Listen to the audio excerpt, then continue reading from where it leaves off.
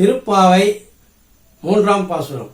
ஓங்கி உலகளந்த உத்தமன் பெயர்பாடி நாங்கள் நம் பாவைக்கு சாற்று நீர் ஆடினால் தீங்கின்றி நாளெல்லாம் திங்கள் மாறி பெய்து ஓங்கு பெருஞ்சென்னலொடு கயலுகள் பூங்குவளை போதிர் பொறிவண்டு கைன்படுப்ப தேங்காதே புக்கிருந்து சீர்த்த முளை பற்றி வாங்க குடை நிறைக்கும் வள்ளல் பெரும் பசுக்கள் நீங்காத செல்வம் நிறைந்தேலோர் எம்பாவாய்.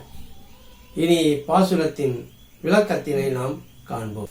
2ஆம் பாசுரத்தில் பால்கடலில் பைய தூய்ந்த பரமன் அடி பாடியவர்கள் இப்பொழுது ஓங்கி உலகளந்த உத்தமன் அடியை பாடத் தொடங்கினார்கள். ஓங்கி உலகளந்த உத்தமன் என்ற தொடர் ஓர் உயர்ந்த உள்ளீட்டினை கொண்டுள்ளது. வாமன அவதாரத்தை இத்தொடர் குறிப்பிடுகின்றது. குள்ளனாக வந்து செருக்குற்று திரிந்த மகாபலி சக்கரவர்த்தியிடம் 3 அடி மண் கேட்டான் மாயோன். 3 அடி மண் தர இசைந்து வாமனனின் கையில் மகாபலி சக்கரவர்த்தி அர்க்கிய நீர் வார்த்து கொடுத்தவுடனே நெடிய வடிவம் கொண்டு ஓங்கி ஓரடியால் மண் அளந்து ஈரடியால் விண் அளந்து 3 அடிக்கு மண் இல்லாமல் மகாபலி சக்கரவர்த்தியின் தலையையே அழுத்தியவன் வாமனன் ஆவான். குள்ளனாய் வந்து கள்ளனாய் நின்று திருவிக்கிரம அவதாரம் எடுத்த திருமாலின் சீரினை எடுத்த எடுப்பிலேயே ஓங்கி உலகளந்த உத்தமன் என்று பாடுகிறார்கள். பழங்காலத்தில் வேதியர்கோர் மழை என்றும் நீதி உடைய அரசர்கோர் மழை என்றும் கற்புடைய மகளிர்கோர் மழை என்றும் சொன்னார்கள்.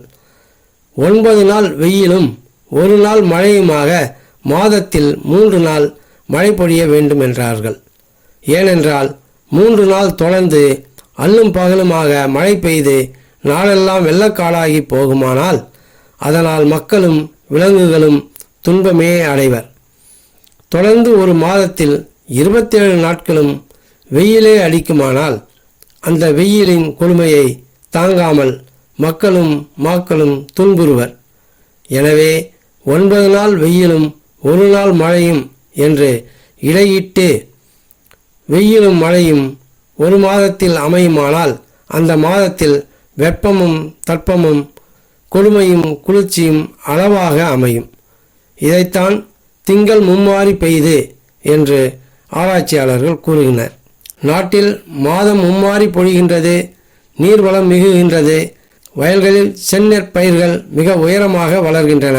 அந்த வயல்களில் அடியில் தங்கியிருக்கும் நீரில் வாழும் கயல் மீன்கள் நெற்பயிர்களின் இடையே தாவி குதிக்கின்றன.